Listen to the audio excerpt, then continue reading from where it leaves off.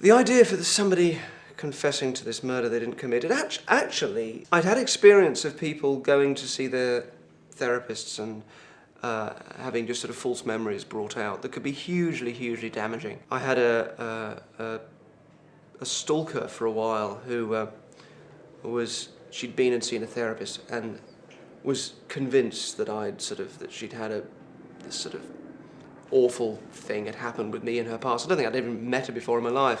And for a long time I was on the receiving end of someone's just false memory that for them was completely genuine, completely real, and all they wanted was for me to kind of apologise for it and to sort of, have some sort of closure. But there was just nothing I couldn't get involved with that. So this went on, and it was just one of those things that was absolutely fascinating to me because it was a completely real thing for this person. And from that also, another side of it was just guilt that we live with. And, I also come from a religious background, and guilt is a big part of that. I was never Catholic, which I think that classically plays a bigger role, doesn't it? But clearly a lot of religious experience is defined by a kind of a fear of what will happen if you don't do something. And so the idea of false memories and the power of that, the power of guilt, I think were two things that were of great interest to me. And there's always just a joy, quite aside from that, the joy of setting up an enormous, elaborate situation to sort of play a huge trick, basically, on one person is always massively appealing to. Our memories are hugely malleable. I mean, we've all had the experience of you tell a lie or an exaggerated version of something enough times, and you start to doubt what was real. You start to doubt what the actual event was because you've told it in a twisted form so many times. Or memories that you're not sure are real memories, or whether they're things that your parents have told you about things that happened when you were young. So yes, memories are very, very malleable, and I think that's as a magician, that's a hugely powerful tool. You just do a simple card trick for somebody, and you lay little seeds in that afterwards when they go away and think about it. Like, for example, maybe they couldn't shuffle the deck at the beginning because your deck of cards is in some special order. But at the point where they can shuffle the deck halfway through, you say, I'll shuffle the deck again, I'll give it another shuffle.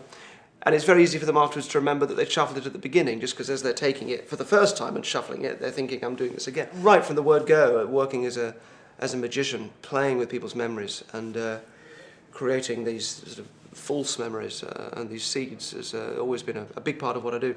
So yes, that's kind of my business, I suppose. In terms of people being susceptible to having memories implanted or changed, I think it ties in just with openness and natural suggestibility. So if somebody is a suggestible type, and the reason why I chose Jody for the programme is because he just had, again, that very open, very lovely personality, very, very warm. People immediately liked him, which made the actors feel hugely guilty, and all of us really guilty at one point or another as we were going through the process. But that natural openness makes somebody more suggestible, and therefore if they're more suggestible, their memories are going to be able to be shifted. Also, I knew that would allow me to do that. There's a piece in the show where I have to keep him asleep. I have to talk to him and keep him asleep while we're carrying him out of the hotel and laying him out on the grass. And again, that would only work for someone that is naturally suggestible.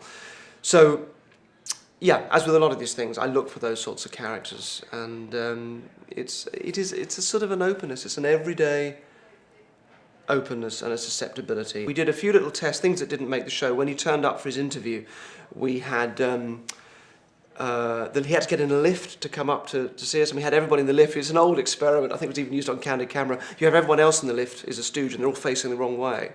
And it's to see whether or not, when your guy gets in, does he turn and face the wrong way as well? It's a sort of a test of compliance, and he did. He was one of the few people that actually turned and faced the wrong way just because everybody else was. There were another couple of other things we couldn't include in the show for time. When during one of the seminars, Dr. Black, who the future victim, handed out application forms and said, I want you to join like 30 different clubs. It's as a sort of a networking tool. He passed it off as a networking tool. So everyone's just filling out these forms. And we had a camera on Jody, and one of these was for a made-up, fabricated, racist organisation. And we just wanted to see whether he'd fill it out because everybody else was. And it was these were tests, because I couldn't be there. I couldn't kind of interact with him. So we had these things in there just to make sure that his natural compliance was being amplified as I hoped it would, because if he'd have rejected, if he hadn't have filled it out, for example, then it would show me that, hang on, he's not quite as in this situation as I need him to be. And of course he did, he just filled it out with everybody else, didn't even question it. So those are ways of testing, yeah.